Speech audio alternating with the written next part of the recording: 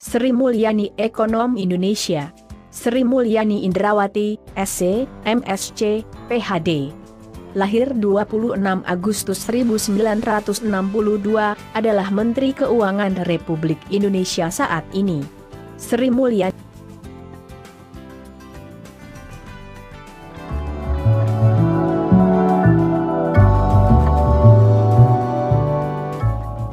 adalah orang Indonesia pertama yang menjabat sebagai Direktur Pelaksana Bank Dunia.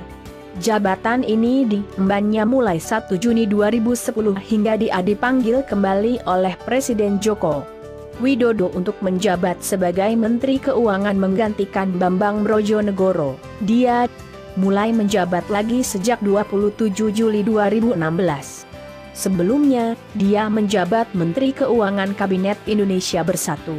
Ketika ia menjadi Direktur Pelaksana Bank Dunia, maka ia pun meninggalkan jabatannya sebagai Menteri Keuangan saat itu. Pada tahun 2004, dia pernah menjabat sebagai Menteri Negara Perencanaan Pembangunan Nasional Kepala Bappenas dari Kabinet Indonesia Bersatu. Pada 5 Desember 2005, ketika Presiden Susilo Bambang Yudhoyono mengumumkan perombakan Kabinet, Sri Mulyani dipindahkan menjadi Menteri Keuangan menggantikan Yusuf Anwar. Sejak tahun 2008, ia menjabat pelaksana tugas Menteri Koordinator Bidang Perekonomian. Setelah Menko Perekonomian Dr. Budiono dilantik sebagai Gubernur Bank Indonesia.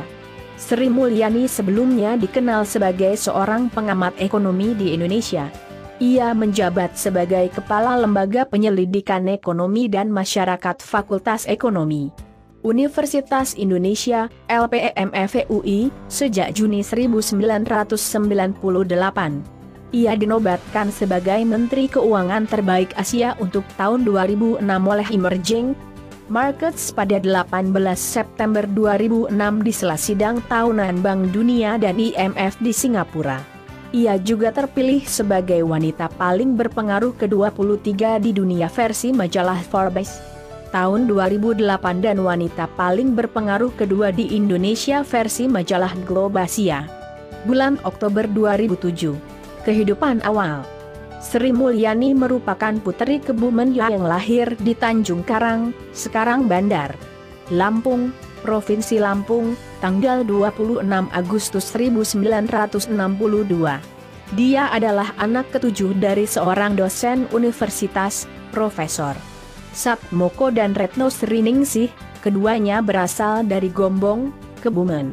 Namanya bercorak bahasa Jawa dan berhuruf Sanskerta.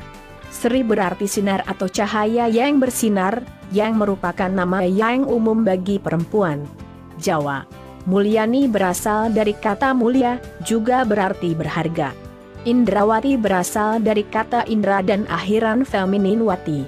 Sri Mulyani mendapatkan gelar sarjana dari Universitas Indonesia pada 1986.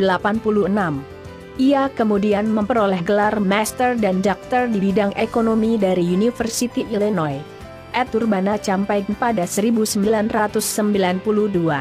Tahun 2001, ia pergi ke Atlanta, Georgia, untuk bekerja sebagai konsultan untuk USAID, Agency for International Development, demi tugas untuk memperkuat otonomi di Indonesia. Ia juga mengajar dalam ekonomi Indonesia sebagai profesor di Andrew Yang School of Policy Studies di Yosia State University. Dari tahun 2002 sampai 2004 ia menjabat sebagai Direktur Eksekutif IMF mewakili 12 negara Asia Tenggara. Pada tahun 2004, ia ditunjuk sebagai Menteri Negara Perencanaan Pembangunan Nasional Kepala Bappenas pada Kabinet Indonesia Bersatu. Ia menikah dengan Pouni Sumartono yang juga seorang ekonom dan kemudian mempunyai 3 anak. Ia tidak pernah mempunyai hubungan dengan partai politik manapun. Sri Mulyani ditunjuk untuk menjadi Menteri Keuangan pada tahun 2005 oleh Presiden Susilo Bambang Yudhoyono.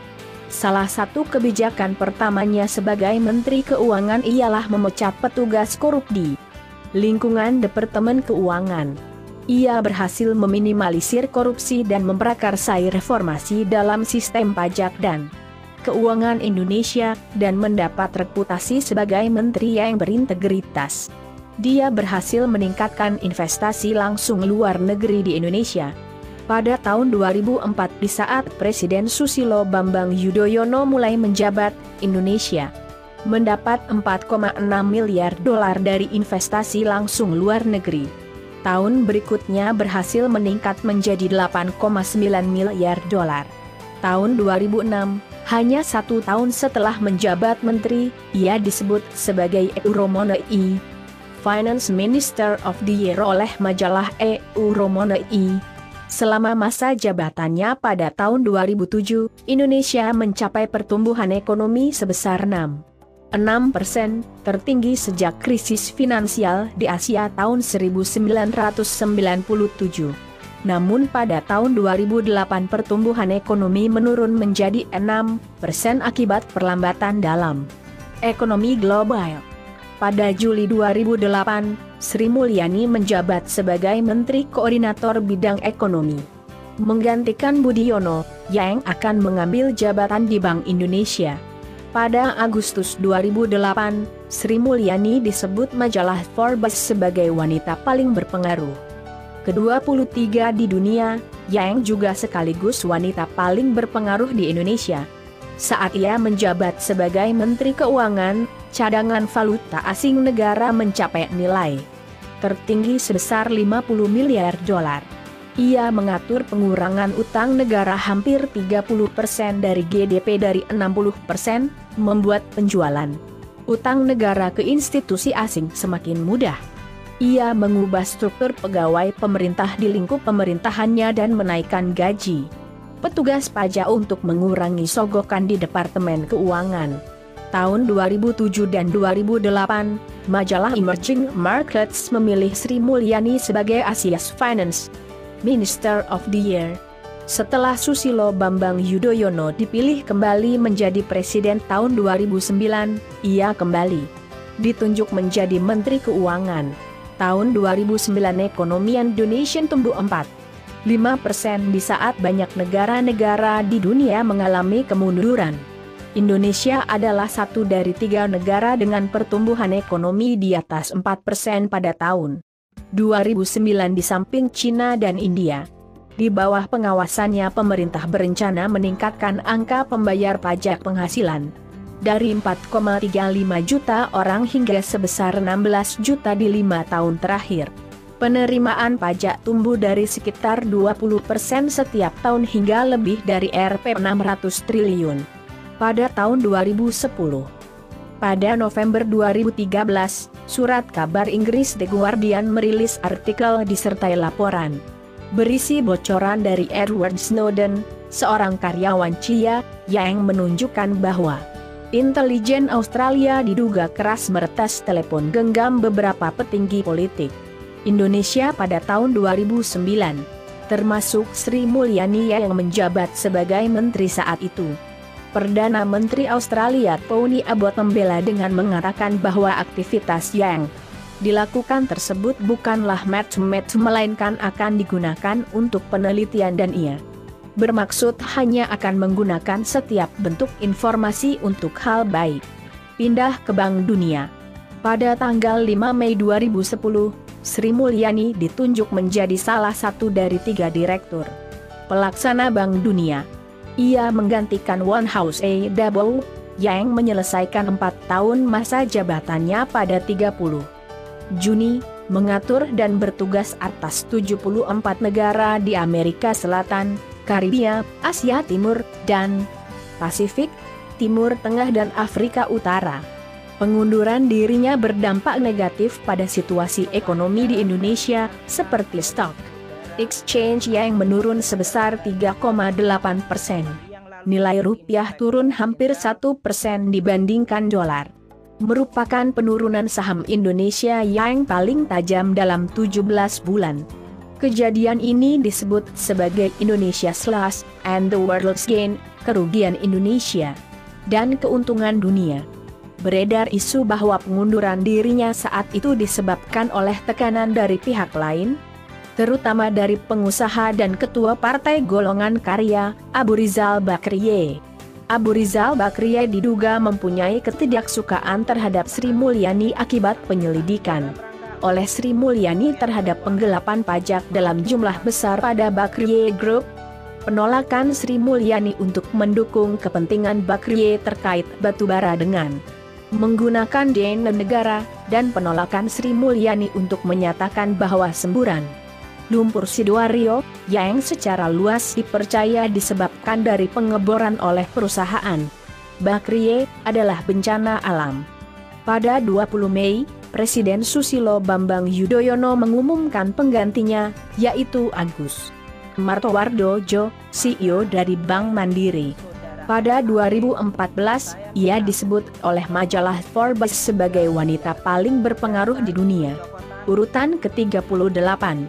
Pada 27 Juli 2016, Sri Mulyani dipulangkan oleh Presiden Joko Widodo untuk kembali menjadi Menteri Keuangan.